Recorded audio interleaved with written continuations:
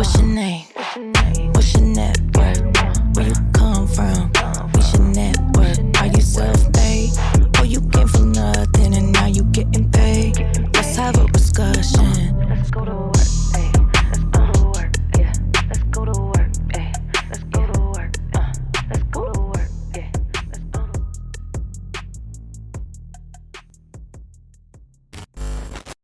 Welcome to Self-Made Secrets podcast, y'all. I'm so excited today because I have this amazing powerhouse of a woman with me. So tell everybody who you are and what you do. Hey, everybody. My name is Dhaima Lindo. I am the broker owner of Zenith Realty Group and a few other companies, which we'll get into, Credit Chess and Lindo Entertainment. And I'm just here. I'm just here to enjoy you, to share. I've been hearing so much about you. Oh, I feel like my friend is more excited about this than anyone. He's in the room right now cheesing, I'm sure. But I'm honored to be here. I'm honored to just talk to you and just experience this podcast that I've heard so much about. well, thank you for being Thank you for here. having me. Oh, girl, anytime. Anytime you call me up and say, girl, I am in LA, you will be right We're here. doing this. We're going to have a Dhaima segment, FYI. Once a month, we're going to bring her back because oh my gosh. she's that amazing. So, y'all, she just gave you a brief rundown of what she does, but she does real estate. She does investing side of real estate because you're a broker, right? Mm-hmm. And an investor. Mm-hmm. So you're an investor's broker, which is even better. But people don't even really know you yet because you're off the grid. But you have been a dancer for the Miami Heat. Mm-hmm. You have been in the music industry behind the scenes, managing people, correct? Or what was your... In so many different aspects. I'm like the most unknown and most booked dancer ever, but I would just dance and just get out of Dodge. You know, I just loved it. It was a great outlet for me. Yeah. And as a creative person, you know, it just gave me a really amazing creative outlet. And Miami has, you know, the NBA team and music videos as their outlet. So that's what I did. And it was a lot of fun. Are you from Miami? I'm from Jamaica. Yes. Born in Otrius, Jamaica. I'm a yachty girl. Shout out to Jamaica. And I came to Florida, then New York, then back to Jamaica, then back here. So when did you start this journey of being, like, have you always been a boss? I know you're an Aries. You know, I'm like Pisces, Aries. Pisces, Aries. So those are automatically just in charge, right? Have you always been that take charge woman? Or did something happen and somebody sparked something in you and you were just like, you know what? This is me. This is who I am. And here, from here on out, this is what it's going to be. You know, when I look back at my childhood, they say that if you want to know like what your gifts or your talents are, and you could think back to your childhood, you'll see like little blueprints of it. Mm-hmm. And I've always been like that, but not in a domineering, like bossy kind of way. Mm-hmm. Just in the way that I could see something that needs to get done and I would just get it done. Mm-hmm. And I would see something that needed to come together and I would just get it together. And if I saw something that wasn't working, I would get rid of it. Mm-hmm. You know, I was just like that since I was a child and it felt normal to me. There was no like aha moment like, oh, this is a boss. You know, it just felt like normal to me, you know. Mm-hmm. Like there are things I did in high school and as a child that I never thought about after I did it. And in high school reunions or my friends would say, hey, remember when you did so-and-so? That was crazy. Mm-hmm. And it wasn't until I saw it through their eyes that I could kind of see how that was, you know, a little bit of a, you know, a kind of a take charge kind of boss move, you know. I was firing teachers in our high school when I was a student. Firing teachers? I fired a teacher. Wow. And she actually left. Right? What? Yeah. And I didn't do it in a mean way. It was just we needed more and she said she couldn't be there. And I said, okay, well, we got to let you go. We got to let you go. I literally said that and I found a replacement and we did better, you know? Wow. So you've always been. But for me, in my mind, it was just the powerhouse. Logical thing. Like, how are we going to get better if you're not going to be here for us? Mm-hmm. And if you're not going to be here for us, then just don't be, because then you're holding up a spot and you're keeping us back. At least let us figure out a way to fill that void and get what we need. But that was just a natural thought for me, or else we were all going to sink. Yeah. Right. So I can look back and see patterns of that, but I didn't think I was going to be an entrepreneur. I thought I was going to be a pediatrician. Really? Yeah. Yeah. Because as a child, you think when they ask you what you want to be a doctor or a lawyer. So I thought, well, which one makes money and which one works with kids? I thought, okay, I'll be a pediatrician. Yes. Right. And yeah, makes sense. that's what I thought I would be. But God had other plans for me. Yes, he did. And I'm very happy about it. Me too. Yeah. So you're really just a natural born leader. I guess in a sense, that's what bosses are, that being a leader as a young kid and teenager and young woman, all that stuff leads, if you let it lead you, it can lead you to the right direction of being a boss and a powerhouse. Yeah. But something you said just now made me think about a conversation we had recently. We've had some good conversations. We have had some amazing conversations. You are amazing to talk to. But yeah, go ahead. But it made me think about how you said it sparked something in you. So basically, how you don't necessarily know what your strengths are, know what your talents are, or know what you could be until somebody sparks that in you or says, hey, you're really good at this. And that's something you actually did for me this week when you girl, you read me. It's so powerful when somebody can walk up to you and say, just from meeting you on site and be like, wow, you have this, you have this. Because everybody, I think, knows deep down or they can feel like they're meant for this or meant for more. But when someone sparks that, it's powerful and it can really lead you into some crazy big places. Yeah. And so you think that happened for you as a young woman? Like little things like that happen, because when it's your natural gift, whatever, that we all have our natural gifts, it's so easy and natural to you that you don't really see it as something special or spectacular or powerful. It's just what it should be, right? So until something happens or you get to see yourself through someone else's eyes, then you're like, I guess that is kind of my unique ability. I guess that is kind of a special thing, about me. And I should really tap into that, but it helps. I think there's a knowing because we live from that space automatically. But when someone puts it in front of your face and then you become consciously aware of it, then you can really operate in power, right? Instead of like we operate automatically, right? When it's just in our subconscious, when someone says, hey, this is your gift, and now you can see it, you could really see the magic you bring to each situation, because I've been in situations where I really brought a lot of value, but I didn't think I did because I was just doing what I thought was normal. And until someone says, hey, this was the difference maker for this. And I'm like, really? And then you hear someone tells a story over and over, like I do when someone has a gift that's not someone has a strength that's not my strength, So I've had those experiences. And so, I'm thinking of some now as we're talking. And it definitely helped me as I look back, go, okay, this is something special about me. So let me just go right into it because you've been, I'm not even going to say a man's world, but a male-dominated industry, multiple industries that were male-dominated for years. Yeah. How do you think that you've succeeded this whole time? Because we've talked about how you've never done what a lot of women fall victim to doing, which is giving up themselves. Yeah. Oh, this is a powerful man right here. I want to be powerful too. He's offering me all this stuff.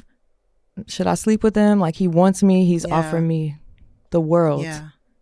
Yeah. Just to be his girl, just to get this position right here. Yeah. How do you think what was always in the back of your head that helped you succeed in this male-dominated industry without having to do that? Because, girl, I know you haven't. Now, how We've many talked about that. Women so are hearing this question right now, and they're like, I think almost every woman I know has experienced that in some way. Every woman. And it doesn't even have to be on that big of a scale. It could be a girl from... It could be in high school. I remember in high school, the women that were doing that to the basketball players, the dope boys, whoever had money, whoever was cute. Yeah. So how do you relate? And I could just tell you that it was hard. It was very difficult, and not difficult in the sense that I was giving up like material things that I wanted, that part wasn't difficult. What was difficult was feeling like someone else had the power to kill my dreams if I rejected them. Right? So it wasn't about, okay, I'm not going to have the car or the nice house or whatever. That was never, for whatever reason, that I never like looked at that. But what was hard for me was, oh my God, I'm going to have to tell this guy no, and he's going to tell everybody not to work with me. And now all my dreams, all my hard work is gone. Like, why did he have to like me? You know what I mean? And that was the hard part. And so, I mean, I got to, it's not easy. And I don't look down on anyone who did it, even for a moment, because it is hard. And I was just willing to suffer for my integrity. You know, I was just willing to suffer. To honor for it. yourself. Yeah. And so each moment I knew I was going to suffer. And each moment I knew I was going to like lose, not just that opportunity, but in my mind, every single opportunity that could give me. And each one felt like a death, you know? And it was very hard. It was very hard. One, because at that time I was, I think, more of a people pleaser than I wanted to be. Yeah. I still hate hurting people's feelings, but I've gotten better at it, so don't try me out. But yes, back then, I really hated it. I felt like I was crushing my own heart, you know? And so just to reject someone was hard. But then to reject someone of power is just like dark. Forget hard, that's just dark, because it's like someone turned the lights out on everything you thought was like right there, you know? And it happened a lot, you know, but because it's not just like they're just offering you, okay, if you date me, you'll have these things. It was people in business, like jobs, like high-end jobs that you had, like your dream jobs. Oh, yeah. That you would have to turn down just because you knew either they weren't respecting you, they weren't honoring you, they made you feel small, or that, you know, you were doing all these things, but you still had to honor yourself and say, no, I can't do that. Yeah. Yeah. And I'm not talking about like giving up like an opportunity to dance in a video. No, I'm not talking about that. Or I'm talking about, hey, we want you to run this whole company and be the creative person. And then somebody on the team flies down and meets with you privately and say, yeah, I want you to be my woman.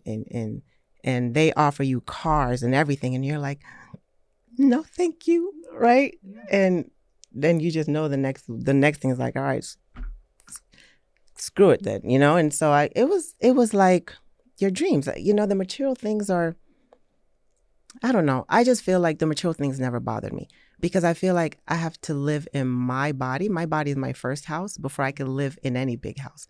So if I'm not happy in my own body, I'm going to be miserable anywhere else. And I just don't want to be miserable. You know what I mean? So that wasn't hard for me. I mean, even though I wasn't rich by any means, I was struggling. But I had peace, and more peace than I thought I would have in that, doing the opposite. But it was just like feeling defeated every time, because it's not easy. It's not easy in any world to make it to a point where someone offers you your dream opportunity. More than you could even dream, probably. More than most people could dream. Yeah. And to say no to that feels like you're saying, because you're talking to someone of power, right? And that person is connected to every other person of power. They're all friends in that industry. And so you just feel like defeated, you know? And you're just discouraged. I remember when they would call me I remember when I decided I'm done with dance, you know? I'm just done. And I would get calls to choreograph like the things people dream about, things I dreamed about. And I would just pass it off to someone else on my that I dance with on the heat, because you go through it so many times, you're just like, I can't do this anymore. I'm tired of it, right? And you just let it go. But I will tell you this, and I wish I could tell you more stories about that, because it happened in every industry, not just dance. It happened to me in everything, right? But there were options in my mind, I only saw like 2 options. You know what I mean? But God surprised me with options I never considered, you know? Just from honoring yourself. Oh, yeah, I never considered, but I really suffered for it. Like, it wasn't like the option was presented to me right away. Like, I really had to, like, I mean, I had days when I was like, I hate this. You know what I mean? Yeah. Make you second guess. I hate this. What did I do? Yeah. Maybe I should, or how do I get close enough to be seen, but not close enough to be seen? You know what I mean? Or liked or... Yeah, I don't want you to see me that way. I just want you to see me enough to know that I could do this job or give me the shot. But I mean, that's just, I don't know. I think that's just, I hate to say it, but it was just for me, par for the course, right? And it's what made me, you know, because every time that I felt defeated, I was doing it for something that I valued more. And it just strengthened my resolve. It strengthened my character because look, if I'm willing to lose everything to save my integrity, there's nothing else you could take. So deuces. That's you know what I powerful. mean? Deuces. So it really empowered me. It really empowered me because I was telling everybody deuces. And I don't Right. I don't think they knew how to take me. You know what I mean? It was very weird, but I didn't care. I think any man with power or money or pride, a lot of pride, that's used to women just throwing themselves or being in the room and a woman is just, oh, I need to get to him because he's got this and that. When they see women that aren't doing that and are literally just on their shit, but not really paying attention to him in that way, I think they want you more, honestly. I think something about it makes them like really want you more in a way. Some of them do. And I was telling you that story, which shocked me. Yeah. But some of them, their egos don't even allow them to be around you. Yeah. Right? Just their egos alone. They're like, don't even want to see you in a room. You know what I mean? But yeah, there were, I told you, I mean, there was one offer. I mean, it's kind of those offers you look back and you go, did I make the right choice? Because that was a really, really good offer. I mean, I know I made the right choice, but it was really good. And then, you know, I told them no. And I thought, that's it. This is like, that's it. I'm done. I'm even going to be homeless after this, you know? Yes. And I mean, I told him no. And he paused and he said, I like you more. I was like, because you said what? No. See, and you get I'm respect. not going to be homeless, you know? But then when they talk about you, they don't talk about you in a sense like, oh, well, you know, she's this or that. They talk about you, your soul. Yeah. That's a good woman right there. They might recommend you. You might be thinking this whole time like, damn, I just ruined my whole chances. But really, you gain respect, even though it sucked after that and you were almost homeless because of it. But you really like, you know, you made that decision in your heart because it felt good. Remember what you told me the other day was, I want to make my decisions based on faith and not fear. Yeah, it's true. So break that down, faith and not fear. So, because that was deep to me. When you said that to me, I was like, oh my gosh, this is so good. So break down this is a life lesson for me. So I got married young and it was awful. Like I almost lost my life in that marriage. And I've never, ever been treated like that by anyone before or after. But so I never thought that would happen to me. So he literally thought he killed me. Wow. Right? So when I got out of that, which was a miracle, but when I got out of that, I kept asking myself, like, how did I end up in that situation? Like, what is my lesson, you know? And I realized that I made that choice out of fear. Right. So I never had a dream of marriage. I don't know. I just wasn't that little girl. I just didn't have aspirations for marriage. You know, I had aspirations for success. And I think it's because I lost my parents at a young age and I just felt like I needed to take care of myself and my little sister. But I just never seen a good, like even with my sisters, I have 6 sisters. I didn't see a relationship where I was like, wow, he treats her so well. And I have 6 beautiful sisters. So I'm like, okay, well, if she's like that, then, so I was like, this is not for me. Right. So I decided I was going to choose my guy based on how I wanted my kids to look. Because if anyone stayed, it would be my kids. Absolutely. Right? And so that was so I asked myself, how am I in this situation? Like, I wasn't even like, oh, I want to get married type of person. But I was in a church at the time. And this was a phase of my life that I honor because that church taught me so much, but it also freed me from religion, you know? However, that church was the first place I've ever been to where I actually saw people practicing what they preached, like living it, like doing their best to live it. And I just fell in love with that. And so, but in that church, there was zero divorce. Oh, wow. Zero. Yep. That's a sin. And it was a nationwide church, zero, worldwide. And I thought, wow, this is where it works. This is where these relationships works. So when this guy who I dated, who I barely knew because we could only date a guy from the church and we could only go on dates on weekends with another couple for 4 hours. Oh, wow. I didn't know him at all. So as a matter of fact, I never kissed him on the lips until our wedding day. What? Never. Hold on. What? Yeah. So when he proposed to me, I was kind of shocked, you know, and the pastor's wife joked later that she said, girl, you looked at him like, what are you doing? Right. But I guess that was my subconscious look. Right. Yeah. But I said yes. Right. And then when we got engaged, they allowed us to spend more time together. And I started seeing things I just did not like, you know, and they counseled me into being forgiving and like Jesus to marry this guy, you know, and I really didn't want to. But I had this huge fear of being cheated on. I felt like that would be the worst thing that could happen to me, you know? And I think that fear is also what I didn't even bother with marriage. Just the thought of committing yourself to someone and being vulnerable and then someone cheats on you. I felt like that would be the worst pain I could ever feel, you know?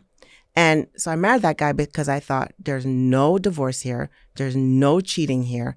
I'm going to be emotionally safe here. Right? Ooh, and so that area of weakness for me is where I was able to be penetrated, per se, right? But it was that fear.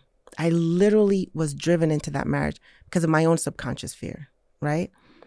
And in that relationship, I remember praying for the very thing I was afraid of. I was like, God, please let him cheat on me. Oh, wow. Because in the Bible, it says that if someone cheats on you, you could get a divorce. Okay. And I wanted a divorce more than anything. Wow. And I remember on my knees just begging for the thing that I was so afraid of in the first place, you know? And so when I realized that was the reason for that, I said, I'm not going to make another decision based on fear. So whenever I feel fear or fear of loss or fear of missing out or fear of anything, I immediately recognize it and I don't make that choice. You know, wow. I just don't. So I make my decisions based on faith, like something that I really want or really believe in, but I don't know how. I'll take that leap. You know what I mean? I'll take that leap. But I won't make a decision based on fear. And not that I don't feel fear, but when I feel it, that's my trigger to say, oh, girl, don't do it. It's like God talking to you. Yeah. Like this is a sign for you right here. Yeah. I'm testing you. You're about to say you're going to do this because you're afraid of how this person will feel. Or you're about to say yes to this because to you, it's not like, maybe it's not going to harm me in any way. But my decision is not because it's not going to harm me. My decision may be based on, oh my gosh, I don't want this person to do X, Y, or Z or anything that makes me do it based on fear. I stop myself. You know, I just stop myself. Business and personal? Every area of my life. You apply that to every area and it's come through. Every area. You know, it's very important for you to, anyone who's in my life, and my agents will tell you this. For me, everything is personal. You know what I mean? Business is personal to me because business is me feeding my sister. Business is me taking care of the people I love. You think I'm busting my ass to just close deals? Yeah. or to go shopping? No. Yeah. I'm driven by something very personal to me. But even more than that, I really based every business decision on personal growth. I really love the quote by, I think it's Jim Rohn, that says, your income seldom exceeds your personal development. You know, and I really believe that. So it's the foundation for everything for me. So my agents, and they can attest to this. I wish some of them are here. I don't train them first on skill, although I think it's important. I train them on behavior. Wow. Right? That's smart. And so the behavior penetrates their personal and business lives, and they see changes everywhere. Because I could tell them, hey, you got to call X amount of people and you got to do whatever. Right? But if they don't have the mindset of being persistent, they're not going to make it. Yep. So it's not just about knowing what to do. It's about having the mental fortitude to keep going, because real estate is hard. Yes, it is. Right? Getting your jump start in any business is hard. It's like going uphill, right? Not everybody makes it up that hill. And it's not because they don't know how to put one foot in front of the other. It's because their mind isn't strong enough, right? So with my agents, the first thing we do, and they'll tell you, is personal development. Like, I'm not even talking real estate with you unless I know that you have what it takes to make it through the tough times, because you're not going to get to a career or wealth unless you make it through those times. I didn't design it that way. You know, God designed it that way. These are principles. I wish they weren't the case. I like things easy. You know, I want the easy button every day. Yeah. But it's not that way. Not if you choose to live, not if you choose a life of like, to have your wildest dreams. You know what I mean? It's just principles. You're going to have to be consistent, and you're going to have to do it when you don't feel like it. And you're going to have to be persistent, and you're going to have to love doing small things. Yep. Right? People love doing the big things and the next fancy thing. No, you do the small things that's not sexy, and you do it consistently, and you do it when you don't feel like it. Ooh. And guess what? You're going to be rich. I didn't create the formula. I just know it. So if you can show me and make me believe that you're going to make it through the hard times, then I'm going to rock with you. And I'm going to teach you everything I know. You know, and my agents, the first year we just did training, first personal development. So we did one-on-ones. And I believe that you work within your gift. They don't all approach real estate the same way, you know. But to answer your question, when you say business and personal, everything for me starts from personal development. So everything I do in my personal life, I do in my business life. Yes. It's just the same principles. It's just different situations. But I'm the same across the board, you know, because it works. Yeah. And also, I'm sure business and personal, I know that applies to the people that work for you. But do you work with people that are big deals? And I'm talking about big, not even just the people underneath you, but the big guys that want to come and do and partner and do these things. Say the energy was off with them. Would you move forward? Or are you like, how do you go about that? Because I know you're big on energy. You're big on having a good heart and working with people that you really connect with. Yeah. But is there times where you work with people where you really don't like them that much, or you don't really love their energy or their spirit, but the deal is good. They're good business people. They, you know, is that something that you apply to that type of relationship, or is it depend on the person? That's an interesting question. So I know. I'm trying to think of all the people I work with right now who I may not like. I'm joking. We're not doing that. I'm joking. I mean, just I really general, can't think you know? of anyone that I'm working right now that I don't like. Right. That's what right now, I literally love everyone that I'm working with. There are some people that are more taxing on my energy than others. They just require more, but I like them. You know what I mean? And my business is 100% referral. So for me, everyone is referred to me by someone I really care about. Wow. And so that just extends and extends and extends. I love my agents. We're a family, you know? I've done business with people that I don't particularly like, though. Like sometimes they're on the other side of the deal, Mm-hmm. you know, and I'm like, I don't really care for this person, but I know what it is I don't care for, and I know how to use that. Right. You know? Mm-hmm. So there are situations where I literally have to say, D, get your emotions put aside. You're not trying to be friends. You know what I mean? You have an objective. Look at the objective and just get it done. Is that easy for you to turn on and off your emotions when doing business? Yeah. It is. Because for me, I'm not quite there yet. I'm working on that. I've always had a hard time doing that because I get close to people. My emotions are always involved in some way, shape, or form, which I don't always like. I know it's a strong suit and I love that part about me at times, but sometimes when business comes into play, you can't be like that. So is that easy for you? So this is a strength and a weakness. Yeah. You know what I mean? I totally know what you mean. So I read a book once and it says your strengths are your weaknesses. Right? So it's a strength for me. I think it's called Strength Finder. Strength Finder. It's an amazing book. I'll look it up. Yeah.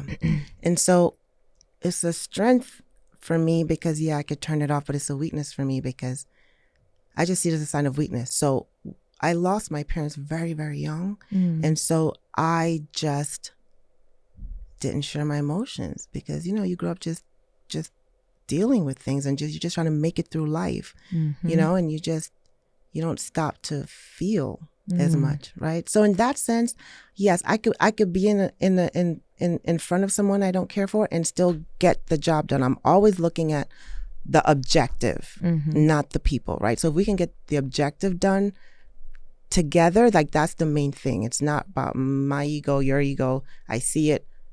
Okay, I see you, but this is what we need to do. I could do that, but everything shows on my face.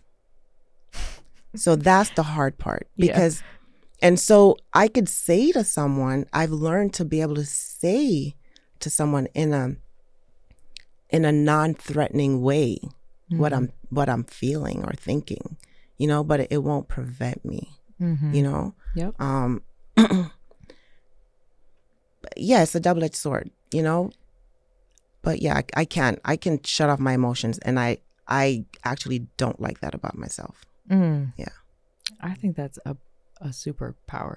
In some cases, some people wish that is, that they could tap into that. Another thing I want to ask you though is something you also said. Y'all, we've had multiple conversations over the last few days that have been intense. And I just met this woman this week. Yeah. But I've been supposed to meet her for 3 years. So timing is everything in my book. And God knows when it's time. Yeah. Because he sure did know when to put us together. But you said something to me. We were talking about boundaries and how to protect yourself and really the best way to communicate, whether it's a relationship or a business, anything you're doing. And you said, it's better to tell somebody what you're thinking when you're at a 3 than when you're at a 10. Yes. Or a 7. Yes.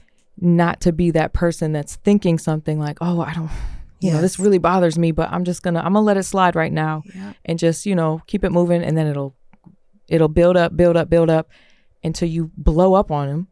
It comes out wrong and it could ruin a business relationship, a boyfriend, girlfriend, husband, wife.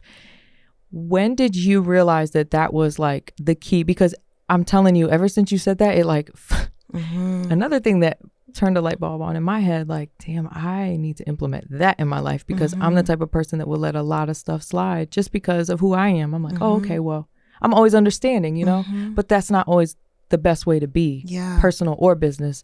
So how did you discover like, damn, I need to tell this person when I'm at a 3. As soon as I feel it, you're going to know. And it's going to be in a respectful way because I'm not at a 10 yet. Yeah. So how did that come about for you? Doing that also saves you years.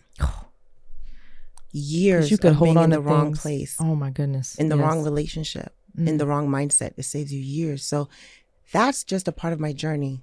I really didn't realize this, but I really struggled with being a people pleaser. I didn't know that because I'm so independent minded, but I recognized that that was an issue for me when I was in a relationship, and I'm just a study of myself, you know, and other people. And in the relationship, this person adored me, and I absolutely needed that after the relationship I was coming out of, right? So, and it's what I was accustomed to, or, you know, is what I like, it's what women like. It's what I liked. Yep. So he made me feel like everything you want to feel, like cared for and loved and adored and all that stuff, right? And at some point it shifted, you know, at some point it shifted. And then I became the one that was doing all the adoring and the care for and the loving. And then when that relationship ended, I wondered, like, how did that happen? You know, When did this happen? how did this happen? And I realized that I taught him that, you know, and it's not what you say to people. It's not even what you do. It's what you allow. And I can allow a lot because most things don't bother me. You know what I mean? I've had a lot and I've had nothing. So most things just don't bother me. So as long as, I don't care if we're going to eat and you want something, I want something else. Okay, we'll go. If we're going on vacation and as long as I'm not cold, like as long as I'm not cold and as long as I'm not hungry, right? I can rock with you, you know? So you have a lot of room to play, and I would just go, okay, you know? And so, and even when he would go out of his way to get me something and I felt like it was an inconvenience for him, I would say, hey, don't do that. I'm okay. And that was a huge mistake because I was training him not to go out of his way for me, you know? And I didn't know that. So I taught him to not go out of his way for me. I taught him that everything goes his way and not my way. But I was doing that out of kindness, but I taught him that, you know? And so I realized I allowed certain things. And so these were type of the moments for me when I started realizing that I need to set boundaries, you know? And sometimes it's not a big deal to me. It's just it's a little uncomfortable for me. You know, that's my trigger. Whenever I feel a little bit uncomfortable, just a little bit, even if it's not something that's going to inconvenience me major, if I feel a little bit uncomfortable, I'm going to set a boundary. And I learned that from a little girl, you know, a little child. We were in the car. And I don't know what it was. I'm just going to make this up. But she must have had a gum wrapper. And I said, just throw it out the window. And she goes, I'm not comfortable with that. And it struck me like, this was not a deal breaker. This was nothing harming her. But she just said she wasn't comfortable. And I respected that so much. Wow. And I thought, that's all I have to do. And so when someone says something, say, I'm not comfortable with that. And then I began to learn my own boundaries because something just makes you a little bit uncomfortable. But I would brush those under the rug all day, you know? Get in the habit of brushing. Yeah, someone say something that you're like, I'm not comfortable. You know what? No big deal, because I know that they love me, right? Or I don't want to stop 3 places before I go home. I want to go home, right? You're just whatever, because and so these are just small ways I noticed that I just was not setting any boundaries in my life, you know? And then I read the book Boundaries by Townsend and Henry Cloud, I believe. And that book shook me to my core because in the book it says that they say it's like a joke, like amongst therapists, like what happens when the kind, nice girl meets the selfish, arrogant narcissist. And the joke was that they get married. And I'm like, what? And then as they break it down, I look at my friends who I think are so nice, and they're really, I don't know if I could curse on here, but they're really dating some assholes. You know what I mean? Yep. And when I look back, it's like the more people who want to take advantage of people are drawn to people who are givers. It's like the more they can get away with, that's who they want to be with. You know what I mean? I do. And so people who are givers are like magnet for people like that. And so we have to learn to set boundaries. And because we can take on so much and we feel like we're strong, because I could take on a whole lot before I even feel it. Ooh. or before I even start to break. I can literally take it on. And so I'm just taking it on, until years have gone by and I'm like, why am I even doing this anymore? Right? But if you learn to set the boundaries early, those people won't stay in your life because they realize that they can't take advantage of you, whether they're doing it consciously or subconsciously. And you're going to be much happier. You're going to be so much happier and so much freer. But it takes a lot of courage because it's literally a practice of courage, setting boundaries. But it's the best thing. It's the most empowering thing I've done in my life. Wow. But yes, so out of 10, and how do you know when to set that boundary? So, I was talking to my friend, we have the same issue. And she said, someone said that to her and it struck me. I said, that's how I'll know. So if I feel it at a 3, I'm going to say it. No matter how it comes out, I'm just going to say it, I like that. Yeah.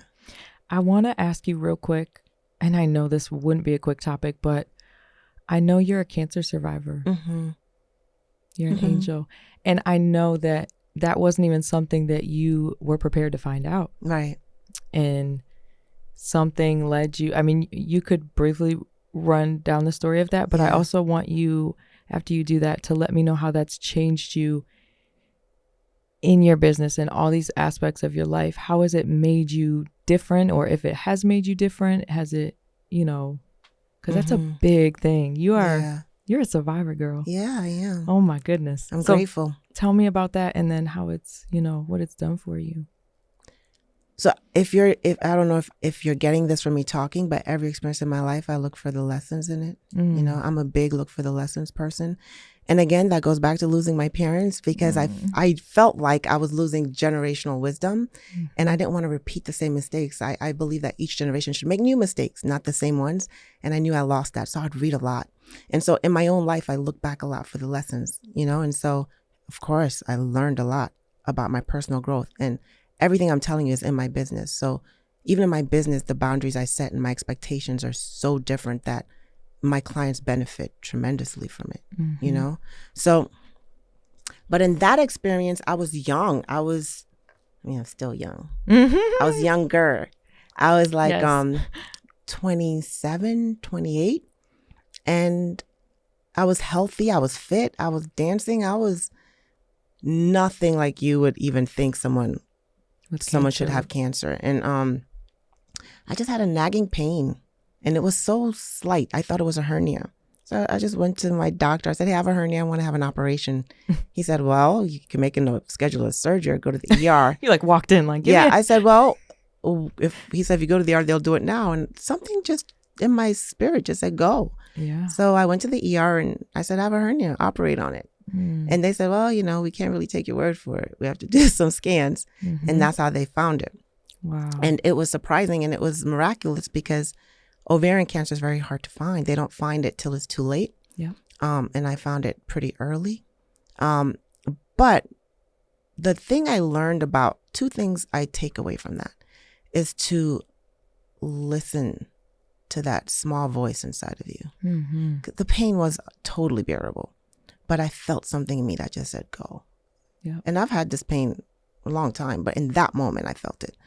So that saved my life. And 2, I was in a relationship and this was the hardest part for me. So he wanted children. And when I went I remember being at the doctor after they found out and I was out of the hospital and I had to wait to go back to meet with the cancer doctor because they just discovered it to really see if I was going to live or die. Because at that point, I didn't know how advanced it was, right? So I'm sitting in the chair in the office, waiting after weeks of wondering if I have a month to live or years to live. And I'm sitting in front of the doctor and he says, listen, you have ovarian cancer, right? And he said, we have to operate on you again to really see how far along it is. And he said, I recommend that you take both ovaries. Right. Wow. And at that moment, the guy I was with looked at me like, if you do that, you're ending my whole world. You know what I mean? And that look, I felt it like his loss of the possibility of a child was greater than his loss of me. Wow. You know? And I knew that instantly. He didn't have to say a word. And I felt in that instant, I felt alone and I felt unloved, right? Because here I am not sure. I haven't even found out yet if I'm going to die in a week, a month, 2 years. And you're thinking about kids. Like if I'm dead, I can't give you kids. So you obviously don't give a shit about me, right? Right. But in that moment, and this is self-reflecting, right? And the doctor told me, he said, D, he didn't say D. This doctor was very matter of fact. He was just like, this is what it is, blah, blah, blah. And he said, I said, well, what if the cancer is only in one ovary? He said, then we could just take one. But I think, he didn't say I think, he said, but you should remove both. Wow. Because if it comes back in the other one, you have a 1% chance to live. Wow. Girl. And I looked at that doctor and I said, if it's only on one ovary, only take one. Can you believe that? Like I risked my life for someone that didn't even care if you were dead or alive. Care. Girl. You know? And when I look back at that, by the way, I went through chemo. I did all of that. And we definitely grew apart. Yeah. And the doctor said if it doesn't come back in 5 years, you have a really good chance of survival, right? And year 4, it came back. Wow. And I just knew I was dead. Like I didn't even need the doctor to tell me I was dead.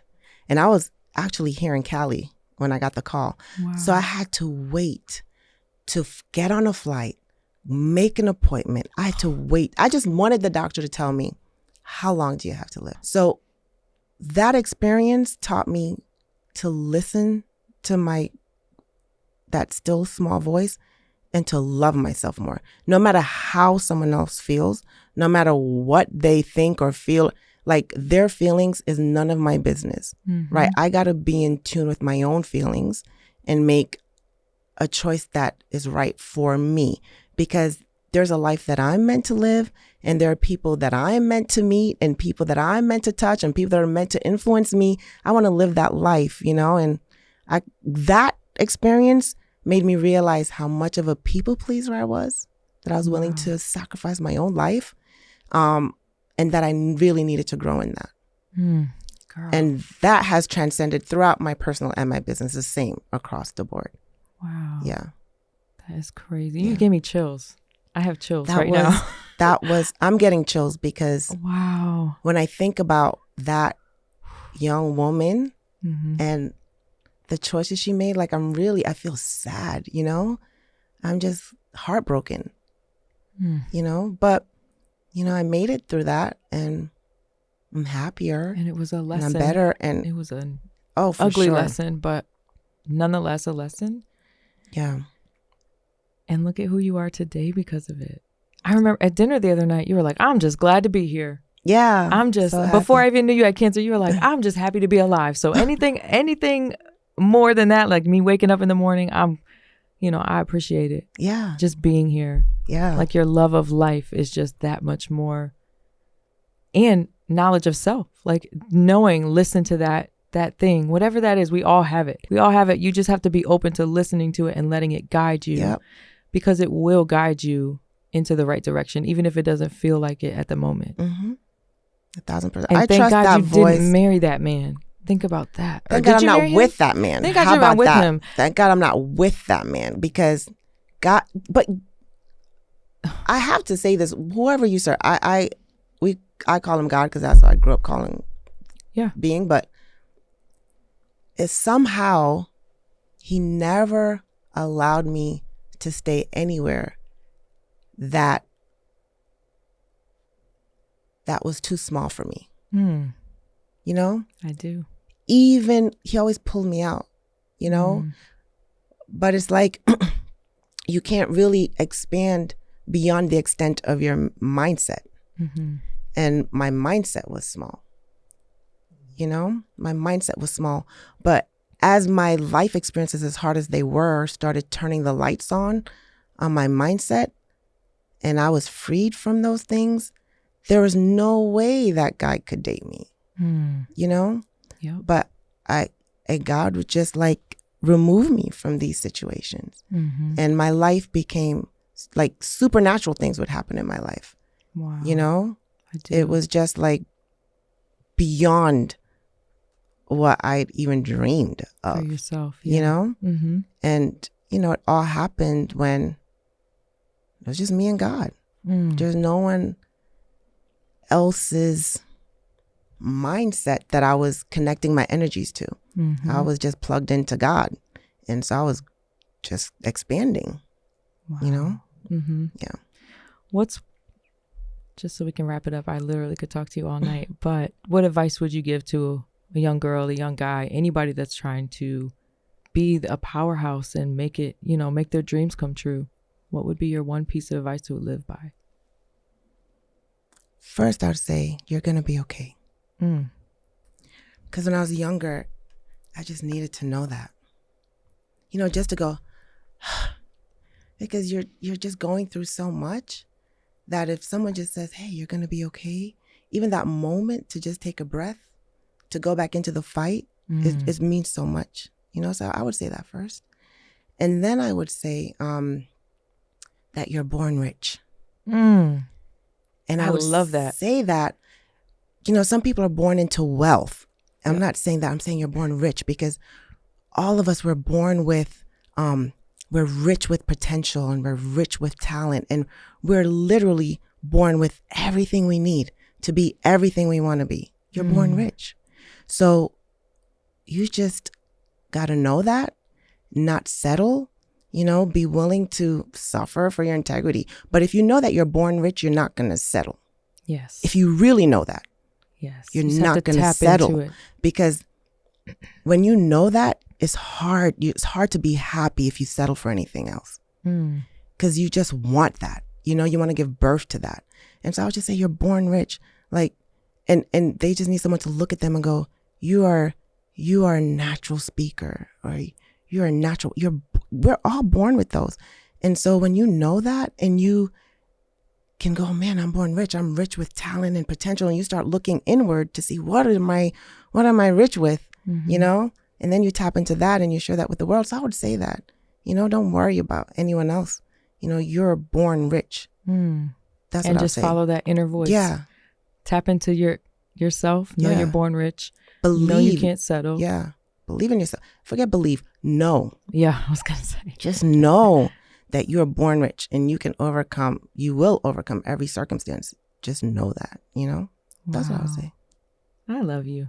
Yeah, You love are you powerful. We are definitely going to have you back on here when you move out here, because you are going to be moving out here. She lives in Miami right now. She's running Miami, but she's going to be living here soon too. Yay. So I'm so thankful for you being here and taking Thank the you time. for this opportunity. I can't wait to talk to you again on here, but Yeah. I appreciate you. Thank you for tuning into Self-Made Secrets podcast. Remember to stay positive and test negative, y'all. We're out.